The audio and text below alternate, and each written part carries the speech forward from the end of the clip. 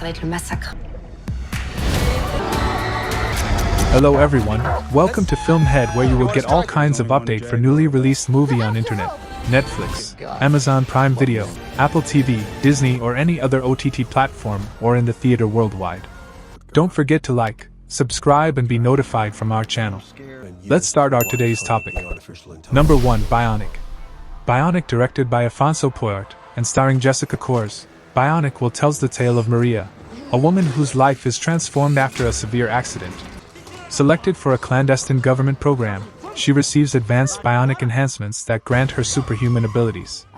As Maria adjusts to her new reality, she discovers the darker motives behind the program and the dangers that come with her new identity. Battling against those who seek to exploit her, Maria embarks on a journey to reclaim her life and expose the truth behind the bionic project. The film is promising at first. Good action scenes and cool special effects. The script is very promising. It has a lot of good special effects and CGI that doesn't leave Hollywood productions to be desired. The director manages to produce something visually that is worth watching. Number 2, Arthur the King. Arthur the King is a 2024 American adventure film directed by Simon Cellan Jones, written by Michael Brandt. It is based on a true event, Arthur the Dog Who Crossed the Jungle to Find a Home by Michael Leinord. This was a wonderful movie that I would recommend to anyone who is an animal lover and a fan of underdog stories. It's got everything you could hope to see in a racing land adventure with risks and danger at every corner. It keeps the pulse up and the stakes are high for the entirety of the film once they get into the race itself. Your heart sings with hope and amazement at the dog's tenacity and how he acts as a living mascot for the rest of the squad when you witness what Arthur goes through and the friendship that develops between him and Michael along with the other teammates. Although Mark Wahlberg performed an outstanding job as Michael, I was ecstatic to learn that he was also the producer because of the masterful way in which each scene was performed and how it related to the bravery and love of a remarkable dog. The movie takes a turn and Mark works really hard to get the dog to the us to try help it survive. Lovely heartwarming movie, would definitely recommend. Number 3, Tarot. Tarot is a 2024 American supernatural horror film written and directed by Spencer Cohen and Anna Hallberg and co-written by Nicholas Adams. It is based on a 1992 novel, Horoscope, by Nicholas Adams. Tarot was released in the United States by Sony Pictures, releasing on May 3, 2024. The film received generally negative reviews from critics and has grossed $42 million worldwide. This is what scary movies are made of. Very creepy, got right to the action, was predictable but surprising. Great story and actors with a great twist. Realistic special effects and sound. This film is about a cursed tarot card deck contains an unfathomable horror that friends unintentionally unleash. They encounter fate one by one and must race against the clock to avoid the fate predicted by their readings. The monsters looked great, the suspense was well done, and at 90 minutes it didn't overstay its welcome. It's definitely worth a shot to check out despite a few bad reviews. The heroine of the movie takes her time in forming a solution that could possibly save her friends' lives, that are slowly being killed according to their tarot readings. The movie ends on a somewhat satisfying note, but I was waiting for the final twist. It never came. Want a good, old-fashioned scary movie? See this, it won't disappoint. Number 4, Under Paris. Under Paris is a 2024 French action horror film co-written and directed by Xavier Gens. The film was released on June 3, 2024 by Netflix. Under Paris is a captivating and visually stunning documentary that delves into the hidden world beneath the City of Light. The film takes viewers on a fascinating journey through the underground tunnels, caverns, and sewers that crisscross beneath Paris, revealing a side of the city few ever get to see. Director Clarence Eckerson Hill Jr. masterfully weaves together stunning visuals, archival footage, and interviews with experts and urban explorers to create a compelling narrative that's both informative and entertaining. From the ancient quarries that date back to the Roman era to the modern-day graffiti artists who use the tunnels as their canvas, the film reveals the rich history and cultural significance of these hidden spaces. Overall, Under Paris is a must-see for anyone interested in urban exploration, history, or culture. It's a beautifully crafted film that will leave you with a new appreciation for the hidden world that lies just beneath our feet. Number 5, The Strangers, Chapter 1. The Strangers, Part 1, is a horror film that presents a series of baffling decisions by its characters, making it difficult to take the plot seriously despite the potential for suspense and fear.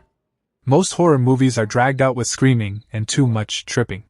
The Strangers, Chapter 1 have foggy woods, great acting, great jump scares, great suspense, and a great storyline with facts about the true story. Yes, it is a little dragged out, but it makes sense why. You wouldn't have mobile service, be able to see the rocks in the dark, have to endure for hours, and many other things in a real-life scenario. In most horror films, the evil guys always get killed in the end. This one is really accurate. They only need to murder one to be eliminated. That's what would occur in a real-world circumstance. The conclusion might not be what most people expect, but it's quite brilliant.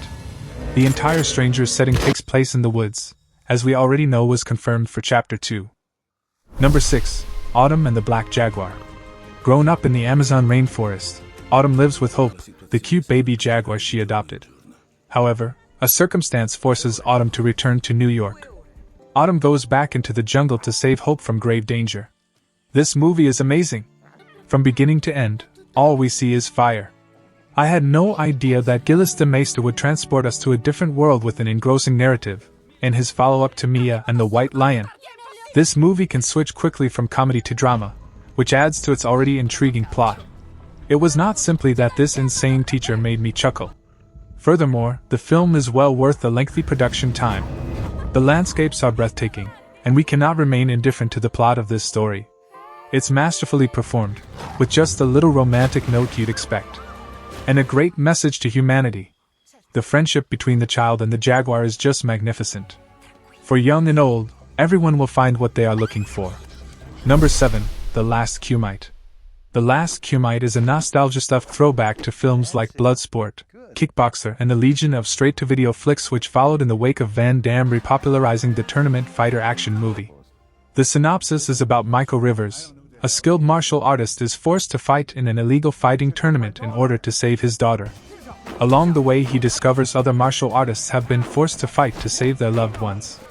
On the back of a successful crowdfunding campaign, Lowe has delivered a film in an impressive turnaround, with roles for several 80s and 90s video action stalwarts such as Cynthia Rothrock, Matthias Hughes, the Kisai brothers, Billy Blanks and Kurt McKinney. As one might anticipate from the subgenre, the plot is very simple. A bunch of expert fighters are coerced into participating in a lethal underground tournament where their loved ones' lives are at stake. They are informed that they will fight to the death, yet there aren't many real death matches in this violent competition where participants are never coerced into landing lethal strikes. Overall, there's little to recommend The Last Cumite. There's way too little action, and the script gives us little reason to stick around until the fists and feet start flying. The Last Cumite unfortunately turned into the lost opportunity. Number 8. Die Hard 2, Die Harder.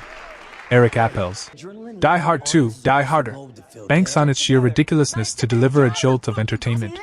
It is one of those movies that demands an absolute suspension of disbelief to guarantee maximum pleasure.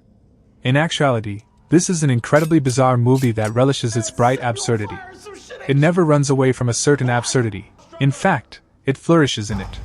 The film's belief in its heightened incoherence is partially what makes it work. Die Hard 2, Die Harder is a fun, non-stop action movie that is both funny and scary. The ending will knock your socks off. This final tease, however, feels too hasty and recklessly conceived. Lots of events seem to have been skipped through to the scene, which comes across as set up merely to generate a shocking twist and suggest the fresh possibility for another installment. Overall, this film is about Kevin Hart, now the world's biggest action star, finds himself the victim of an evil revenge plot, and must enlist the help of his favorite co-star and his overeager assistant if he wants to survive. Number 9. The First Women. The First Omen.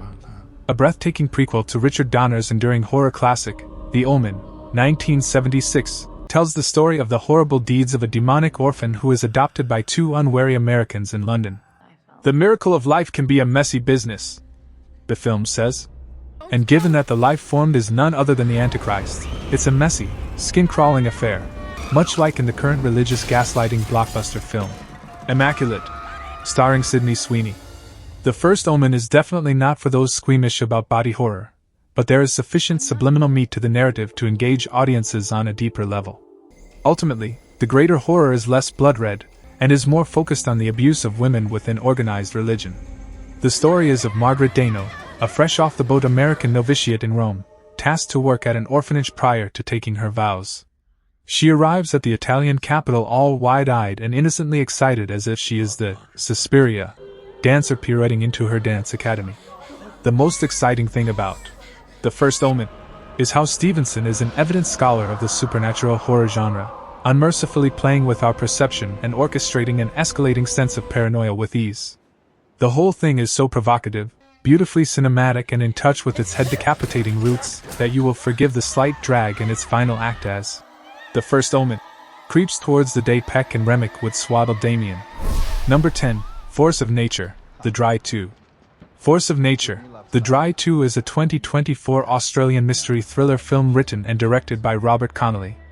The film is a sequel to the 2020 film The Dry and is based on the 2017 novel Force of Nature by Jane Harper. The story centers around 5 women who go on a corporate hiking trip deep in the rainforest, but only 4 return, each telling a different story, and each of them all seem to be hiding something about their traumatic experiences. As it happens, the one who is missing is Alice, and of course, she's an informant to federal agents Aaron Falk and Carmen Cooper on a big money laundering case they were working on. So when Falk receives a panicked, static phone call from Alice which cuts out halfway through, Falk knew she's in trouble and needs help, and so on of this movie. The dynamics and interactions amongst the women are challenging, intense, and there's a whole illusion of intricate interpersonal and interrelated relationships, which I felt added unnecessary confusion. Eric Bana had another great performance as Aaron Falk. The film follows the book pretty closely, although they did cut some stuff out and added other stuff in. This film isn't as good as The Dry, but it's still a great Australian film. The scenery in the film was outstanding as well.